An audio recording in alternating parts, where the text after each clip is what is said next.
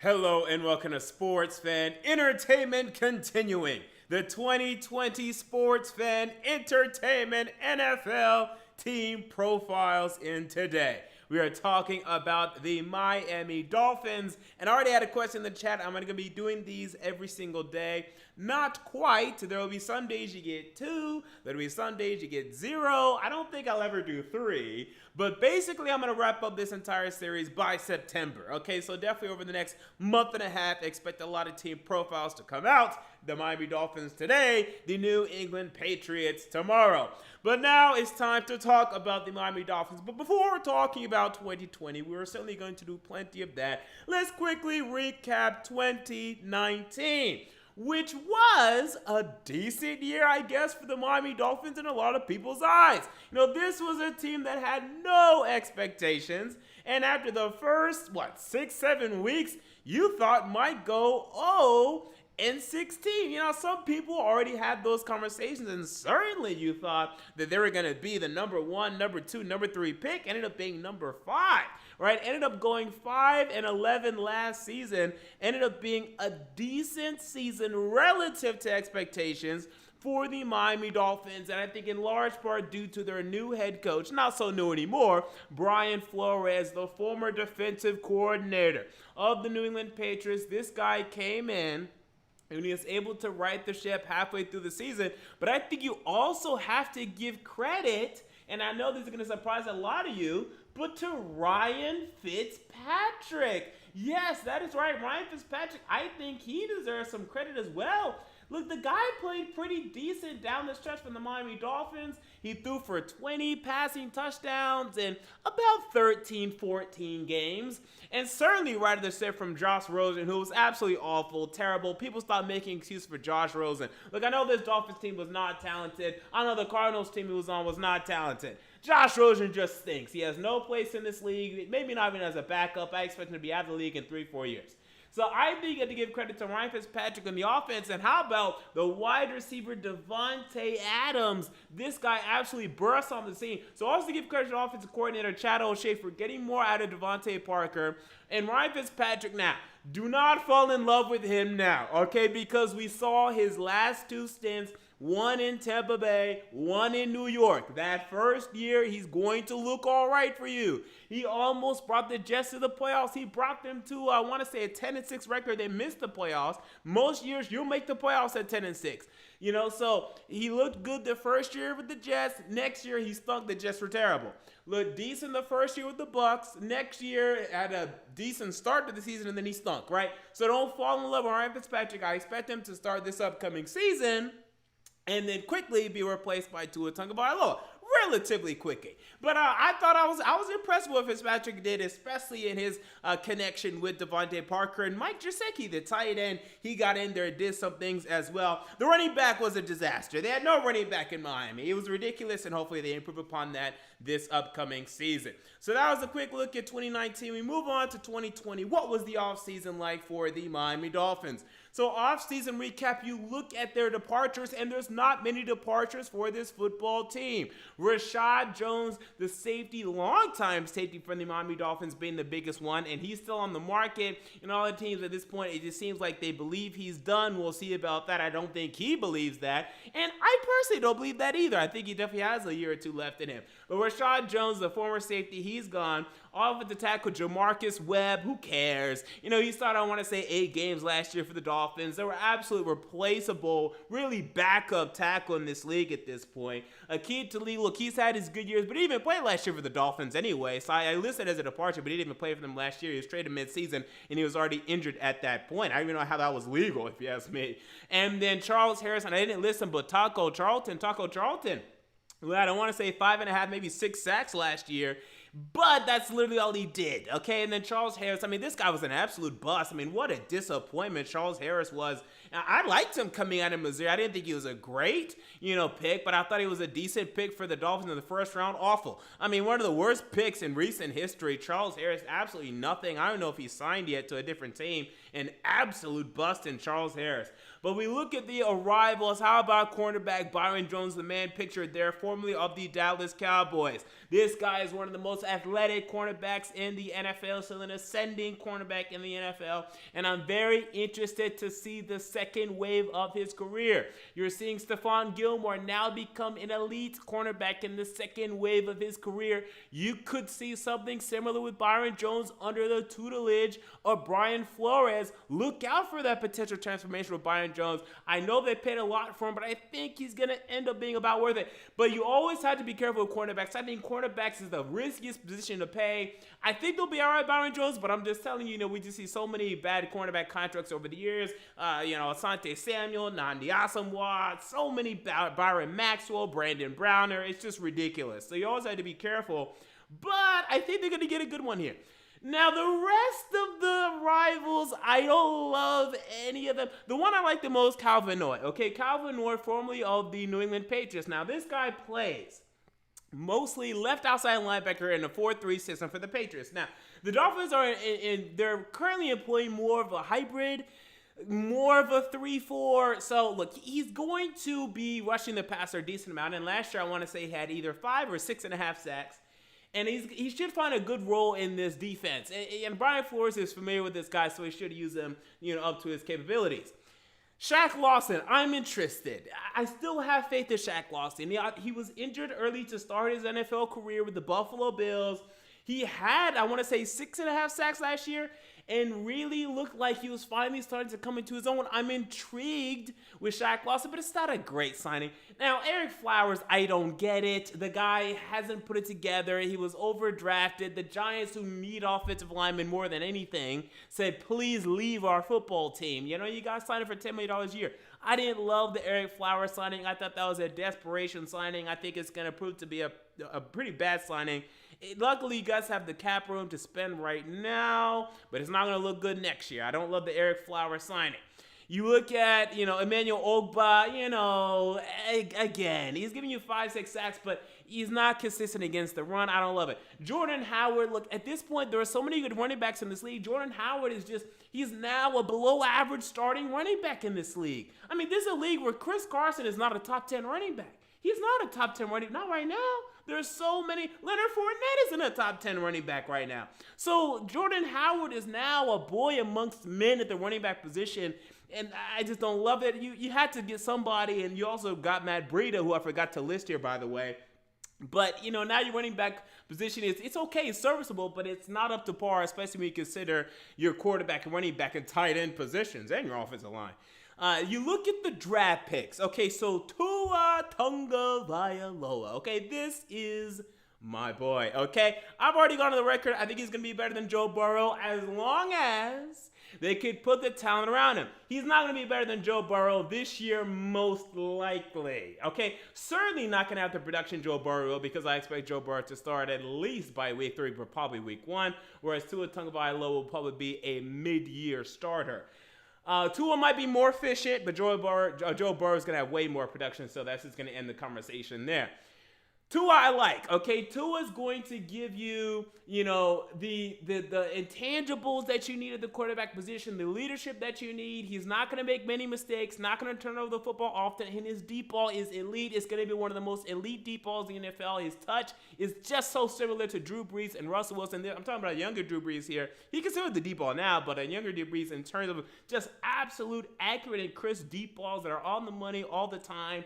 And then his short to intermediate, I don't want him to, sometimes he can definitely telegraph his throws in the middle. Don't want him to do that as much. But as long as they keep him healthy and get him more weapons, he's going to need more weapons. I love Tua Tagovailoa. Austin Jackson, Noah, and this name is so hard to pronounce, so excuse me if I mispronounce it. Let's just call him Noah, the quarterback out of Auburn. I want to say Igbinoghene. That's my best. Igbinoghene. His tape was all right, a little raw. A lot of people didn't think he was going to go first round. The Dolphins took him first round. We'll see. It's just a lot of draft picks. You're talking about 5 draft picks in the first 5 rounds. You're talking about 7 draft picks in the first 7.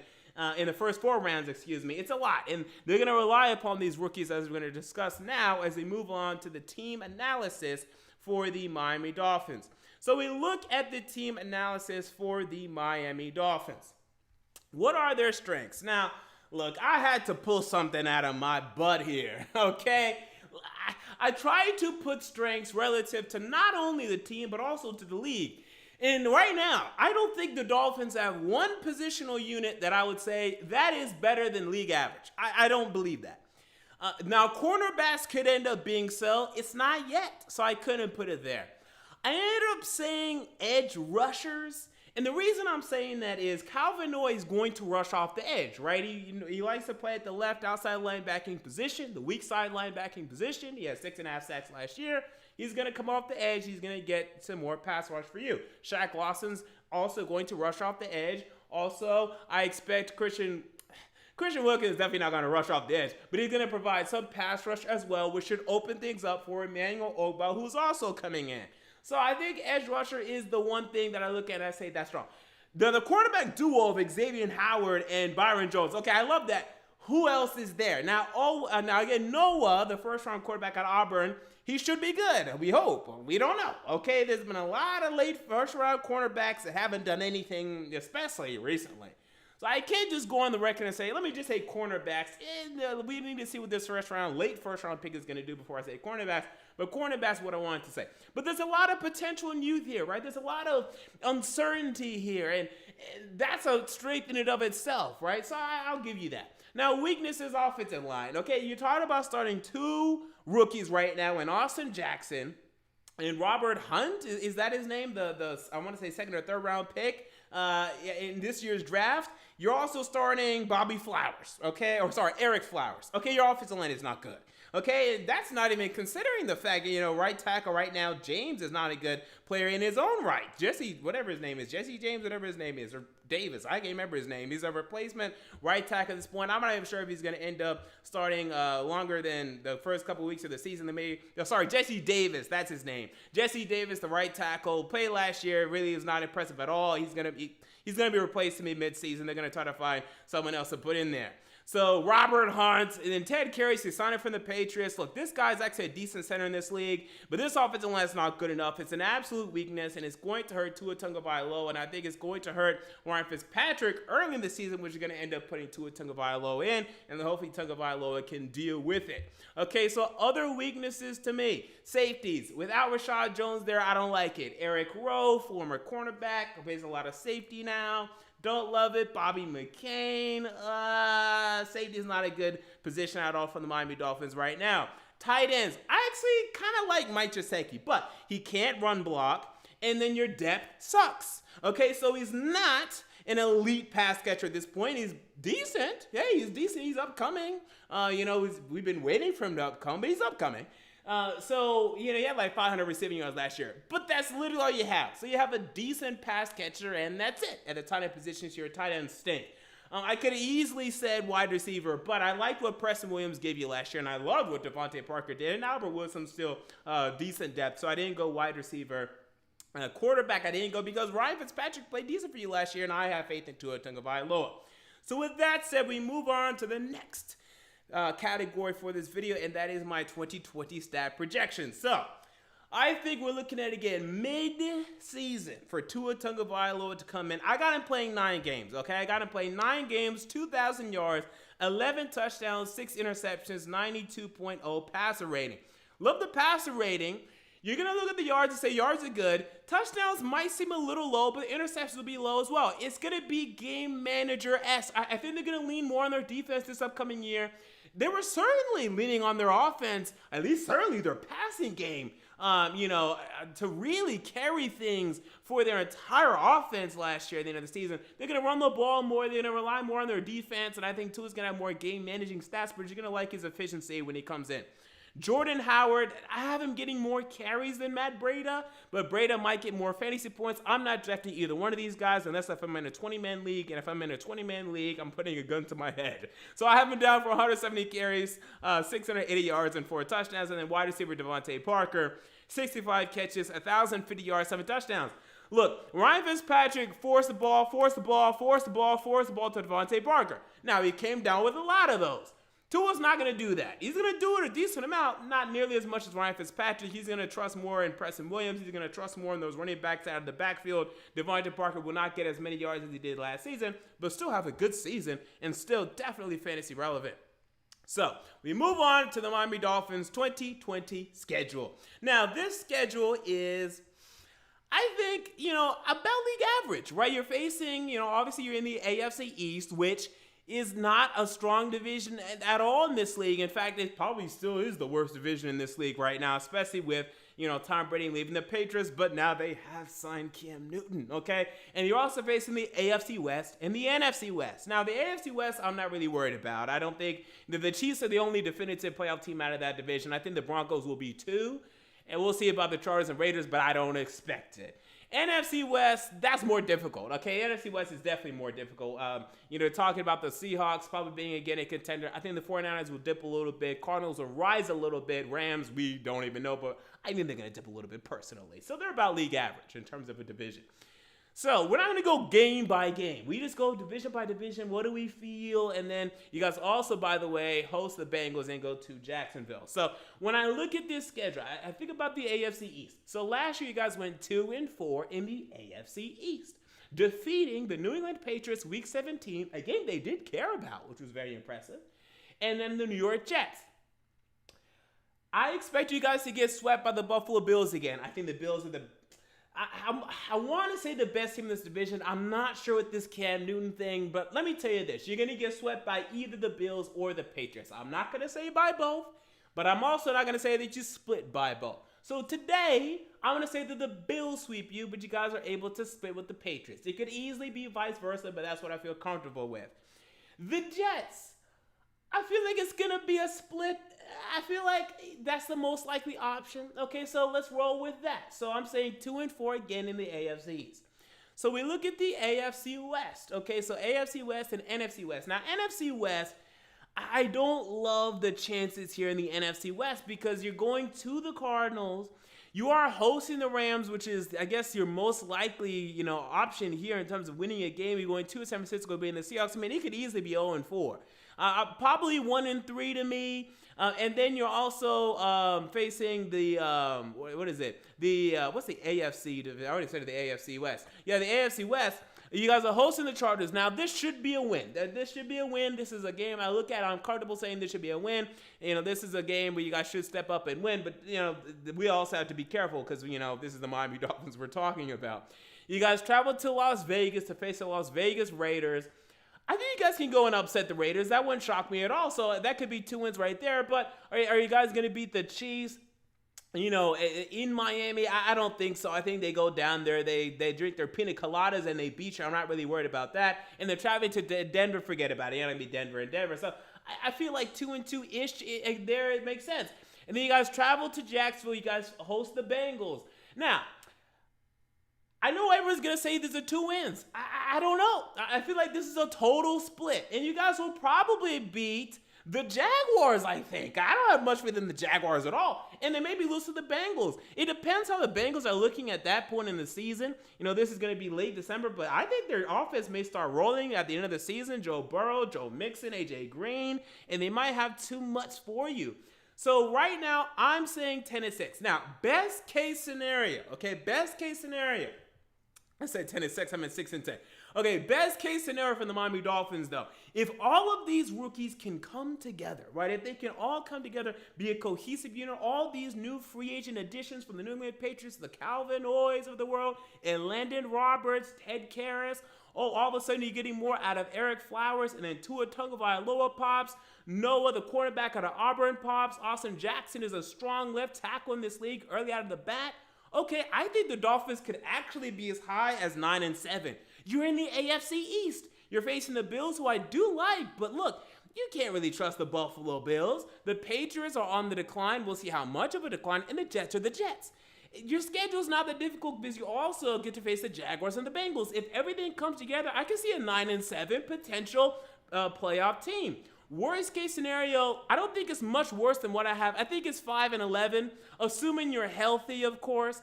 I don't think it's worse than 5-11. 4-12 is maybe a possibility, but I think 5-11 is worst case scenario. But I got to go 6-10, and I know this isn't what Dolphins fans want to hear, right? I know you guys went 5-11 last year. You're saying, "Oh my goodness, look at all what we added. We had to get at least 2, 3, 4 more wins." But look, your point differential last year was so awful. You were so dreadful to start the season last season. There was a lot of luck that came in late in the season with Ryan Fitzpatrick and the magic that he has. And every single time I see Ryan Fitzpatrick go somewhere in the first year, he does okay, and the team gets more wins than they should. Then the next year, they don't. Now, luckily for you, you have Tua winning in the wings, so you're not going to lose wins, but you're not going to quite reach a lot of the expectations that Dolphins fans are currently having. So there you go. That is my SFE team profile from the Miami Dolphins. What are your thoughts on the Miami Dolphins in 2020? Comment down below. I want to know.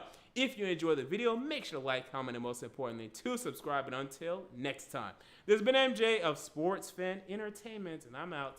See you all later.